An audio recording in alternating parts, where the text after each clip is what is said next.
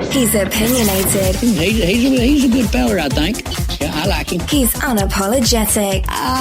Well, of course, I think he's hot, but, you know. He's not afraid. I think this is the best year he's had so far in his career. He's always real. Finn believes he's an African leopard and likes to go by his leopard name, which is Shroud.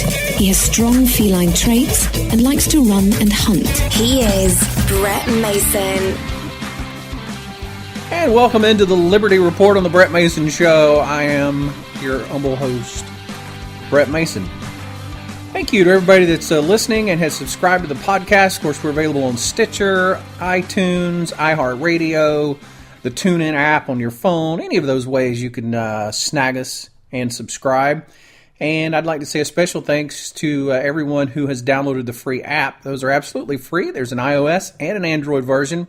All you have to do is just search for Brett Mason Show and download it for free. Not only do you get updated shows on there, when we do live shows, and we will be doing them, you'll be able to interact back and forth in real time while the live show is happening. And I'm not sure when we'll start doing live shows, but I do plan on doing that at some point. I tell you, things I've seen over the past 3 days, it's so ironic that it's happening on the 4th of July weekend as people wave their flags proudly and proclaim what a free nation that they live in and blah, blah, blah. There was just so many. I saw a couple of stories of people who were doing protests by burning the American flag, and these group of bikers basically attacked them, which is really crazy. What gets me about that is if you find it highly offensive that somebody is burning the flag, I understand that, but you can't brag about how you live in the land of the free and then get upset when somebody expresses themselves. It's just a piece of cloth. I understand that it has significance and meaning. I understand that there's more behind the cloth than just cloth, but ultimately it's just cloth, and you can go grab another flag and raise it. So I've never understood the people getting violent over flag burnings. Now, if you think it's inappropriate and you want to have an intellectual discussion with somebody about it, I think that would be fine. And you lay out the points for why you think it's wrong, and there's more appropriate ways to protest and things like that. But I see people talk about how it dishonors the memory of the men and women who have died defending the country down through time and generation. And you know, I don't think that's correct, because the people who are doing this, and I'm in by no means agreeing with them. I don't even know what their point was exactly. But when you are using a symbol like that in a protest, you're protesting what's happening now. You know, you're not dishonoring all of those generations before who stepped up and sacrificed at the right time, going all the way back to our founding fathers and the men and women that fought for the liberation of this country from our mother country across the pond. So I don't see that. I don't think it dishonors anybody for you to use a flag to protest something that's happening today. It's a way of getting people's attention. It's a way of making a point. And whether you believe we've reached a point in our history of our country where things like that need to happen or not, some people do believe that. And if you're going to live in the land of the free, then you have to just step back and let people do that. I don't understand violence. It gets me so much that it's always the people who crow the loudest about what freedoms we have that are so quick to step in and be violent to someone else who is expressing those freedoms. It's infantile. It's you're letting emotion run you instead of your intelligence, and you're certainly not believing in freedom. So I digress on that. Knowledge is sexy. This is the Brett Mason Show. The other thing I saw is these drills that are going on in Flint, Michigan. They're calling them the Jade Helm Drills. And they do this from time to time. I think they're headed to Texas next in a week or two. They're going to be doing drills like this in Texas. But basically it's a joint thing between, as I understand it, and forgive me if I'm wrong about any of the details, but as I understand it, it's a joint tactical exercise between the military and local law enforcement.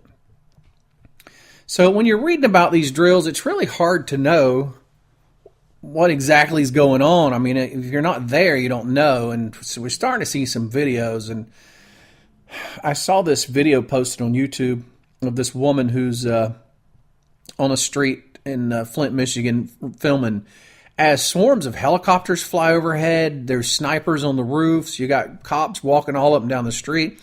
And from the roof of one building is somebody firing a huge 50 caliber weapon. Now, if you don't know what a 50 caliber weapon is, this is not a pea shooter. It's not somebody firing off an AR-15 or something like that. 50 caliber weapon is serious. And it sounds like explosions when it goes off. They're doing this from the roof of a building in Flint, Michigan, and it just sounds like a war zone. It sounds like an absolute war zone there. And you can see citizens walking down the street terrified and in fear for their lives while all this insanity has happened. And I don't know what to say about it. Does the military not have places set up to train for urban environments? Don't they have urban training centers where you can go? They have, fake buildings and stuff erected where they practice their urban skills. I'm pretty sure they do. Do you have to terrorize a city for that? And secondarily, why are you doing that? And this is my theory. My theory may be far out there, but I don't believe this is 100% true. It's not something I'm sold on, but I think it's certainly plausible. The only reason I can see for conducting exercises like this in a town full of people and just wreaking havoc in their lives is, to me, to get them mentally and emotionally conditioned to that type of stuff happening. At some point in time, it will just seem normal for helicopters to be flying through and landing on roofs of buildings and 50 caliber weapons being fired and, cops clearing everybody off the street. If you do it enough, it just becomes second nature. But what are they training for? What are these people training for? And I get a lot of people that beat me up and go, well, you don't talk bad about cops and don't talk bad about our military. Anytime I mention something like this, it's to a point. It's never about the folks that are on the ground doing the grunt work. It's coming from the top down. Why do they have these people who are quote unquote just doing their jobs? Why do they have them doing those things? That's the question. It's not Joe Blow who showed up to work today and they told him you're going to participate in his exercises. Not question. He's not the one that made the decision to do this. He's just doing what he's told. I'm questioning from the top down. That being said, if you could see me, I'm doing air quotes. The "I'm just doing my job" excuse really does scare me, because at what point would you stop, quote unquote, just doing your job? Because we've seen where people get arrested over the most ridiculous things now. Force is used in situations now where 20 or 30 years ago, you just didn't see the force used like that. They just didn't use force like that. It didn't seem like they automatically assumed everybody was a terrorist. I mean, you walk down the street with your camera and take a few pictures, and within 5 minutes, you're surrounded with officers wanting to know what you're taking pictures of. Why are you taking pictures of this building? And then they always use the same quote. Well, since we live in a post 9/11 world. Well, that living in a post 9/11 world didn't eviscerate the Constitution. And if it did, then the crooks and thugs and terrorists that did the act on 9/11, they won. They got their way. You can't have it both ways. The day you can't walk down the street and record a video in the United States of America, that's a sad day. So my question is always, at what point, because we see officers now enforcing unconstitutional laws all the time. It happens all the time. And if you're a police officer listening to this, or you're the family member of a police officer listening to this, obviously I'm not talking about you personally or your friend personally, because I don't know you. I can only talk about the ones that I've seen.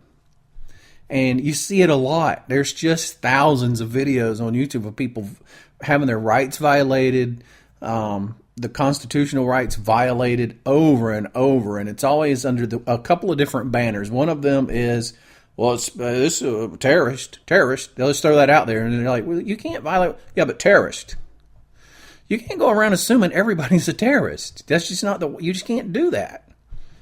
This is America. It's the land of the free. You're innocent until proven guilty. You have the right to walk unmolested down the street. And the other thing that I've seen them use as they violate people's rights is the officer safety argument.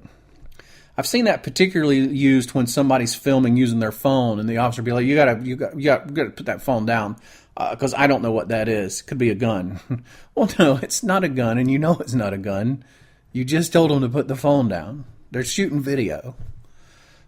Could somebody potentially make a weapon that looked like a iPhone shooting video?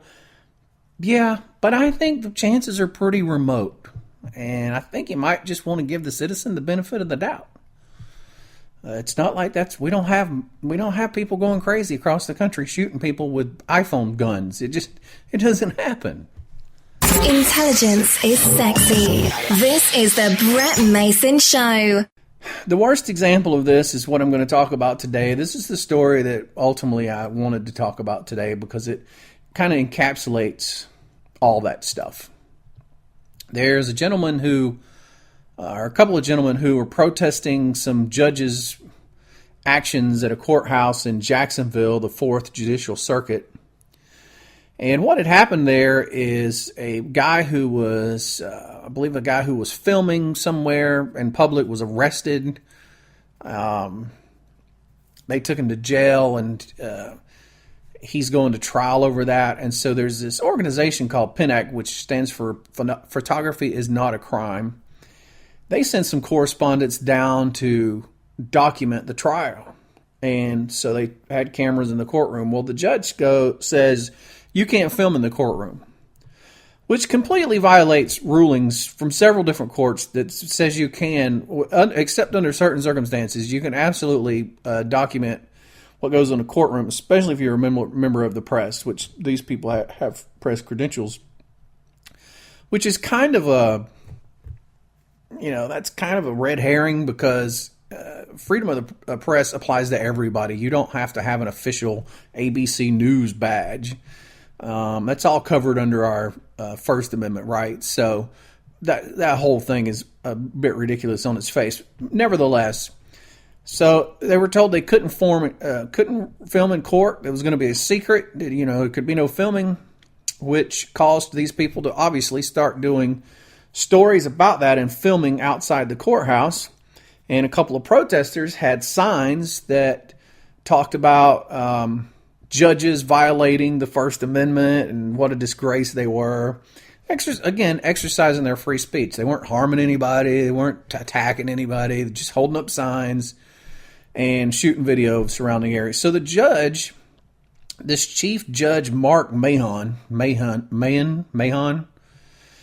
issued I'm reading now from this story from Jacksonville.com, issued an order Wednesday afternoon saying that bailiffs and other courthouse security had the right to deal with quote-unquote demonstrations or dissemination of materials that degrade or call into question the integrity of the court or any of its judges.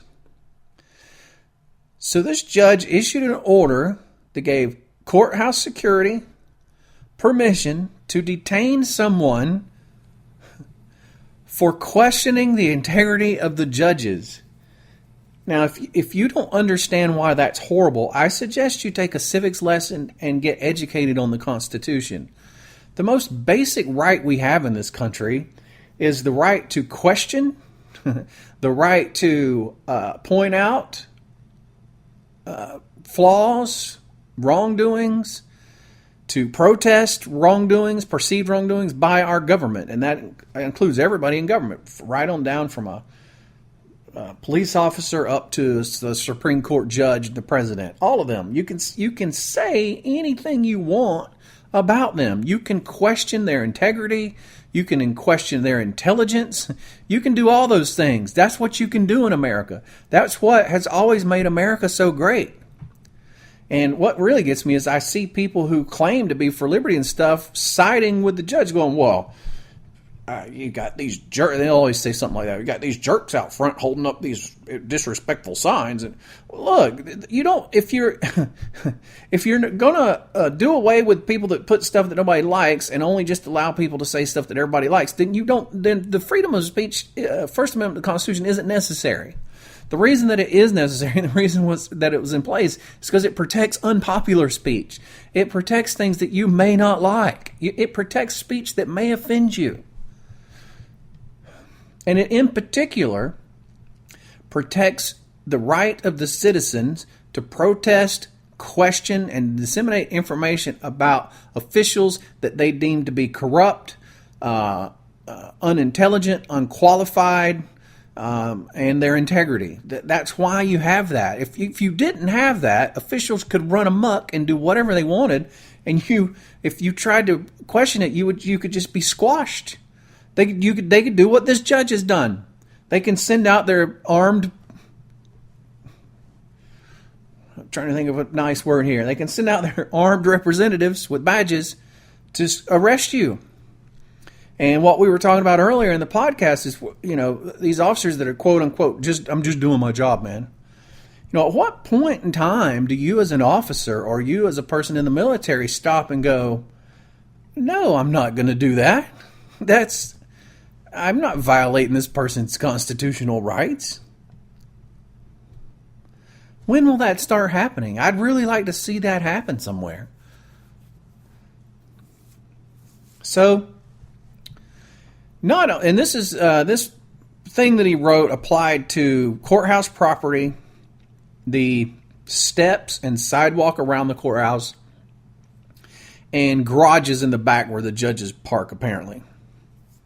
So, two of these gentlemen are recording video for a story from PNAC, and they're across the street. They're on the other side of a street on a public sidewalk. So, in my opinion, they'd be legal to do this on the steps of the courthouse, but this judge has unconstitutionally put this order out that they can't. But they're not even on the property. They're across the street, and here come these court bailiffs with an issue and says, we're acting under this issue from the judge, and we are telling you right now that you must leave.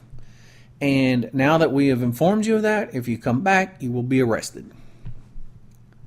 Arrested for doing a news story on a public sidewalk in the United States of America. Arrested because an out-of-control judge issued an order that runs contrary to the United States Constitution.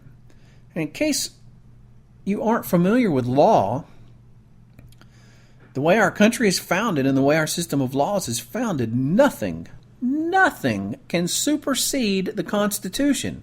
You can't write a law in Nowhereville, Arizona, that runs contrary to the Constitution. You just can't do it. The Constitution is the supreme law of the land. And it isn't there to restrict people. The Constitution has nothing to do with the people. And a lot of people are confused by that. A lot of people think the Constitution allows you to do things. It spells it out and it allows you to do this. And the Second Amendment allows it. No, you're endowed by your Creator the right to do anything you want. The only thing that you can't do is harm someone else, infringe on someone else's rights. Short of that, you can do whatever you want. You're endowed with by your Creator. With all rights, 100% of the rights. All that the Constitution does is says the Constitution was written because it was the government's contract with the people. And it was the government signing a contract saying, we understand that you are endowed by your Creator with these rights. And this contract tells you we will recognize that and not infringe upon them. Here are our boundaries as a government. We're putting in this document what our boundaries are, what we will not try to quash, what we will not try to infringe upon, what we will not try to eradicate from society. We will abide. This is the minimum we will do to stay out of your rights. There's nothing in the Constitution or the amendments, the Bill of Rights, any of those things that grants something to you. There's nothing in there that grants a right to me or grants a protection to me. I already had those rights. I have those protections. I was born with them. I was born with the right to be free. I was born with the right to unlimited freedom. All the Constitution does is says we as a government recognize these rights. We've spelled them out, and we will not mess with them. We won't come over there. But there's a difference between the people running the country today than the people that were running the country when they signed that document. Those people that signed that document had a lot more honor, integrity, and chutzpah than these jackasses running the government today. Because these jerks running the country, they don't care about your rights. They care about getting caught. They care about being made to look bad on a video or something. Stupid stuff. They care about power. So this is just one of the most bizarre things I've ever seen. This is happening in the United States of America. And all this is going down in the weeks and days leading up to the celebration of the 4th of July and our independence. I guess you could argue that celebration is still justified because we're still free from the king or a queen now. So we do celebrate our independence, but there certainly is less and less freedoms, and the government doesn't recognize your freedoms. They don't recognize your God-given liberties. They will violate them, and the other people that you may go to try to help protect you will cover these other people's asses while they violate you. It's all a big scam. It's all a big, you got this line, and it starts from the lowest people and works its way to the top. If you have an officer that violates your rights on the street, when it gets into the prosecutor's office, instead of them going, hey, wait a second, they just go, oh yeah, hey, the officer was right. And then when it gets into a room with the judge defaults to the officer was right. And if you can take it to a higher court, that court generally defaults to the officer was right. And they just back each other up. And that's not an attack on officers. I'm just coming to the most ground level I can think of. I guess I could have probably used a city councilman as an example, I guess. The city council issues something that violates your rights, and you go to try to fight City Hall. Everybody in there is going to be against you because they protect their own. They stand up for their own. They have a line around them. They put up their barriers, and it's us against you. Rather than there being strong men and women of liberty and government. You don't see those people. They don't want that because it takes away their power. You don't see people in government. I don't care if it's all the way down to your little podunk town government, all the way up to the government in Washington, D.C. You don't see any of them want to give up any power. They love the power. They love the power. And they talk about how they're public servants. And you'll see them give speeches, especially when they're running for re-election. It's my honor to serve you, the people. None of them serve you. None of them do. They rule and reign over your lives with an iron fist, and they have their cronies and cohorts that help them do it, and they all back each other up, and rarely, if ever, do you win. Rarely, if ever. And that's the point that we are today. People who questioned authority, people who question someone trying to violate, you're now looked at as a rabble-rouser, a troublemaker, and an enemy of the state. And back in the day, our founders were enemies of the state. They were huge enemies of the state. And they were the government. But they realized just how evil they could be. So they tried their best to put things in place to prevent overrun and overreach from government officials. But you just don't see it today. You just don't see it. It's a very sad day in the United States of America when a judge will issue an order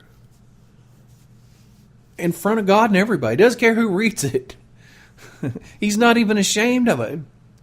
He will issue an order that violates a person's right to free speech and expression, and redress of grievances, all that stuff, which is something that's a fundamental part of the fabric of the United States of America. And if you don't have those things, in case you don't understand what the big deal is, in case you're someone who's listening to this podcast that doesn't comprehend why it's a big deal, that is the very underpinnings of freedom. If you remove those things, there is no more. It collapses. It collapses from the top down, and it crushes you. You have to have those things. You have to have the ability to criticize government officials. You have to have the ability to protest. You have to have the ability to exercise your freedom of speech on a street corner somewhere and raise holy hell about something that you feel you're being wronged in. You have the right to do that. And if they could take those rights away from you, there is no more freedom and there is no more liberty, because they can run amok over everybody once they quash your ability to question them. In case you wonder what something like that looks at, I invite you to look no further than to the Middle East, which you see all these citizens up in arms about the Muslims. Oh God, the Muslims and their jihad and their Sharia law. I see people talking about, God, we can't have the Sharia law in America. Well, we kind of have that starting now. You question your government over in one of those countries and see what happens. They'll cut your arm off at the minimum, or beat you and lash you to death in the public square and then hang you or something like that. We haven't started hanging people here yet. We haven't started cutting their hands off, but we're at step one. We're at step one where they can imprison you. They can literally take away your freedom and imprison you. And it should scare you. It should scare you to death. You can subscribe to the podcast, download the free smartphone app, and find more ways to connect to the show at brett-mason.com/connect.